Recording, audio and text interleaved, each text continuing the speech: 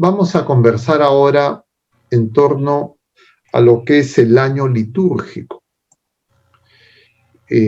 Como ustedes saben, la liturgia, hemos comentado ya en otras oportunidades, la liturgia es la celebración del misterio pascual de Jesucristo, que es el misterio central de la vida de Jesucristo. Y la liturgia tiene un ciclo que es un ciclo anual.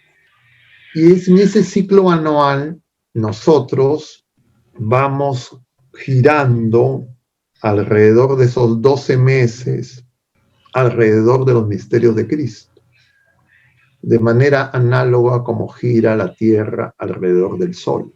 Y a eso se le llama año litúrgico. Y el año litúrgico tiene dos tiempos fuertes. Uno es el tiempo de Pascua y otro es el tiempo de Navidad. La preparación para el tiempo de Pascua, como nosotros sabemos, es el tiempo de Cuaresma. Y la preparación para el tiempo de Navidad es el tiempo de Adviento. Además de estos 4 tiempos fuertes, organizados en esos dos extremos, diríamos, del inicio y el fin de la vida terrena de nuestro Señor Jesucristo, que son la Pascua y la Navidad, tenemos, y sus tiempos preparatorios, tenemos el tiempo ordinario. Hablar de tiempo ordinario puede ser confuso en nuestra lengua, porque lo ordinario muchas veces nosotros lo asociamos a la idea de algo que no tiene mucha importancia. Y lo cierto es que en la liturgia el tiempo ordinario de lo que se refiere es a los misterios de la vida pública de Jesucristo, excepto la Pascua. Entonces, nosotros estamos terminando este año litúrgico.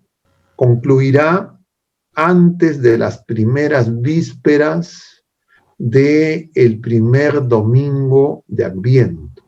Y el primer domingo de Adviento se cuenta 4 domingos antes de Navidad. Entonces, Navidad se fija. ¿Cuál es la fecha de Navidad? Navidad puede caer, pues ustedes saben, cualquier día de la semana. Entonces, a partir de ese punto que es la Navidad, cuento 4 domingos, y por eso es variable todos los años, y a partir de esos 4 domingos atrás, el primer domingo se conoce como el primer domingo de Adviento. El domingo anterior al primer domingo de Adviento es el último domingo del tiempo ordinario, que celebramos la solemnidad de Jesucristo, Rey del Universo. Y el 29 va a ser el primer domingo de Adviento. Y entonces de ahí vamos contando 3 domingos más, y eso hace el tiempo de Adviento, y el tiempo de Navidad empieza con las primeras vísperas de la solemnidad de la Navidad, que celebramos el 24 de diciembre. Y ese tiempo de Navidad, igual que el tiempo de Pascua, tiene octava, es decir, un día que dura 8 días. Y luego se extiende por algunos días más hasta la solemnidad del bautismo de Jesús, con el cual se reinicia el tiempo ordinario. Pero el año litúrgico entonces acaba, diríamos, la mañana del sábado anterior al primer domingo de Adviento, es decir, va a ser el sábado antes de las primeras vísperas. Las vísperas se rezan hacia las 7 en la tarde de ese sábado, y ahí ya empieza el tiempo de Adviento. Entonces, vamos a conversar un poco acerca de qué implica para nosotros ese ciclo, que es el año litúrgico. Cabe mencionar además que el año litúrgico se organiza con ciclos anuales, que se conocen como el ciclo A, B y C. Eso en función de qué evangelio se va a seguir los domingos de ese año litúrgico. En el ciclo A son los días domingos son el Evangelio según San Mateo. El ciclo B, que empezaremos luego de terminado este año litúrgico, se va a seguir al Evangelio según San Marcos y el ciclo C al Evangelio según San Lucas. Eso principalmente durante el tiempo ordinario, porque las lecturas del tiempo de Adviento y del tiempo de Cuaresma y del tiempo de Navidad y del tiempo de Pascua tienen una lógica diferente. En el tiempo de Adviento y en el tiempo de Cuaresma, las lecturas de los días de semana y de los días domingos tienen una lógica bastante precisa, ¿ya? Están muy bien diseñadas como justamente para esa preparación. Pero hay características que uno tiene que saber para que aproveche mejor las lecturas. Una característica en Adviento, que es un tiempo de esperanza, es que, a diferencia del tiempo ordinario, lo que da la voz cantante a las lecturas en los días de feria es la primera lectura. Los días de feria son los días de semana. Entonces ustedes van a notar en los días de feria del tiempo de Adviento hay un esquema de este tipo. En la primera lectura, que generalmente es del Antiguo Testamento, aparece la promesa de qué es lo que tenía que ocurrir en los tiempos mesiánicos y que estaba anunciado desde el Antiguo Testamento. Y en los evangelios se ve el cumplimiento de esa promesa en Cristo Jesús. Y de esa manera se ayuda a que nosotros crezcamos en la esperanza. Es decir, yo espero que se cumpla una promesa. En este caso, la promesa se fue y se hizo al pueblo de la primera alianza y se cumple en la plenitud de los tiempos en la persona de Jesucristo. Entonces, eso ayuda a entender la relación entre las lecturas. Una es la promesa y la otra es el cumplimiento. Ahora, nosotros en esta etapa en que estamos, es decir, ya al finalizar el año litúrgico, estamos haciendo un tránsito, diríamos, que nos lleva al final del año litúrgico y que empieza en la preparación o el inicio del siguiente año litúrgico.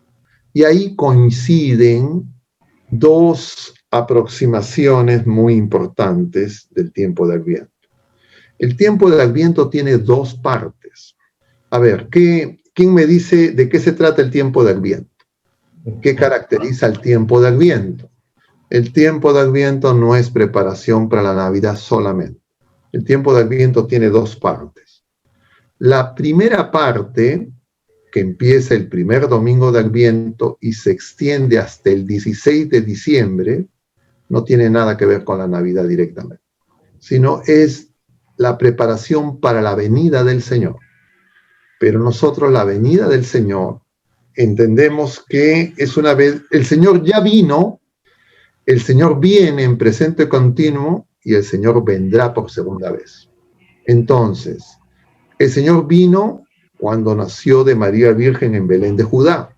Ese es lo que vamos a celebrar el 25 de diciembre en Navidad. Esa preparación para la Navidad se va a hacer del 17 de diciembre hasta el 24 inclusive. Pero los otros días anteriores, desde el primer domingo de Adviento hasta 16 de diciembre, va a ser preparación para su segunda venida. Entonces, el Adviento es un tiempo de espera en dos dimensiones. Yo no puedo esperar lo que ya ocurrió. Entonces, la primera venida de nuestro Señor Jesucristo en la carne, en la humildad de la carne, nacido de María Virgen, ya se produjo. Entonces, no es espera de la Navidad, en el sentido de algo que no ha ocurrido, sino es memoria de la Navidad. ¿Por qué es importante contemplar los hechos que acontecieron a la primera venida del Señor? Es decir, a lo que ya ocurrió, al Señor que vino. Porque el Señor no solo ha venido, sino el Señor viene, sigue viniendo en presente continuo. Y ese Señor que viene en presente continuo viene también en la misma humildad como la que vino la primera vez. Porque la venida en la segunda vez, que todavía no se ha producido, sí va a ser en su gloria, con toda su majestad. Totalmente diferente a la venida primera en la humildad de la carne. ¿Se entiende ese punto? Entonces, en el Adviento nosotros contemplamos 3 venidas del Señor.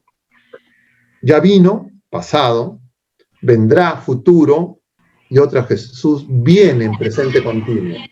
Cuando viene en presente continuo, viene manso y humilde. Cuando viene presente continuo, por ejemplo, cuando nosotros nos reunimos. Yo antes de empezar he hecho la oración, invocamos su presencia. El Señor viene, pero viene en humildad. Ese es en presente continuo. Cada vez que se consagra, se celebra la Eucaristía, el Señor viene. Cada vez que se celebra un sacramento, el Señor viene. ¿De acuerdo? Pero viene en humildad. Y entonces yo puedo reconocer esa venida en humildad, en presente continuo, contemplando lo que aconteció cuando vino por primera vez. Entonces a nosotros nos interesa contemplar en el tiempo de Navidad y a lo largo del tiempo ordinario cómo vino la primera vez, porque así también viene ahora a nosotros en el presente continuo. ¿Se entiende? Entonces yo por esas razones yo diría tenemos que estar vigilantes porque probablemente los últimos tiempos no están tan lejos. Y el Evangelio de hoy día dice la gente, como en tiempo de Noé, como en tiempo de Lot, y el Señor vino de un momento a otro. Entonces yo tendría que preguntarme, ¿estoy preparado? ¿Estoy ayudando a que la gente se prepare? ¿La gente me está ayudando a que yo me prepare? Estamos distraídos, engañados, y sabemos quién es el que nos quiere engañar. Es que vivimos un tiempo de gran confusión en la iglesia, ¿ya? O sea, nosotros por eso no podemos creer que esto es un problema, digamos, de unos cuantos, 100, 200 personas del movimiento. No, esto está ocurriendo en la iglesia de Lima, en la iglesia en el Perú y en la iglesia universal. En clérigos, en religiosos y en laicos. Por eso nosotros necesitamos volver a Jesucristo. Necesitamos hacer oración. Nosotros necesitamos ir a nuestra madre. Porque si no, vamos a tener dificultad. Ahora, claro, si no hay humildad, es imposible que haya conversión. Sin humildad no hay conversión. Pero nos sentimos como que nosotros ya casi estamos simplemente, ya somos santos casi santos. Ese es el drama en Lima, sino ese es el drama de la iglesia. Y por eso esa parábola de las doncellas es tan importante. Entonces, como el Señor sabe, Él va a enviar antes de su segunda venida una tribulación para que nos despertemos y purificarnos. Porque eso Él mismo lo ha anunciado, ¿no es cierto? ¿Qué pasó con la purificación? Ya sabemos más o menos. Los exilios son figura de la purificación de los últimos tiempos.